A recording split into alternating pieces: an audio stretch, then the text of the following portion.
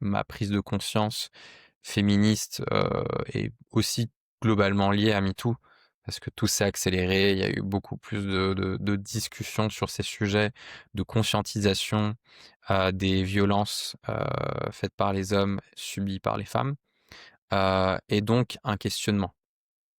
Et là-dessus, ce qui revient aussi malheureusement trop souvent, je dis malheureusement parce que même si, cette prise de conscience va entraîner des actions et donc un soutien, l'endroit d'où ça vient, il est pas forcément, très vertueux.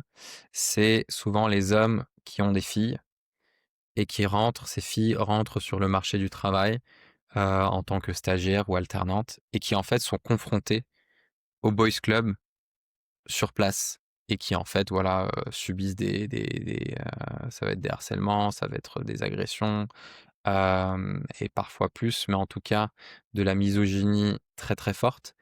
Et ces hommes-là, en fait, se rendent compte que leur chère, précieuse fille, voilà, j'utilise du vocabulaire possessif et très infantilisant, mais ça montre en fait cette dimension et c'est pour ça que c'est pas forcément vertueux parce que ça vient d'un espace d'instrumentalisation. C'est-à-dire que on parlait de cheptel avant en fait, c'est parce que ce qui constitue l'identité de ces hommes, leur famille, leur fille, est attaqué.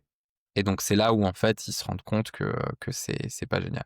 C'est comme est-ce que poser la question à ces hommes, est-ce que tu laisserais ta fille avec tes meilleurs potes dans une pièce toute seule?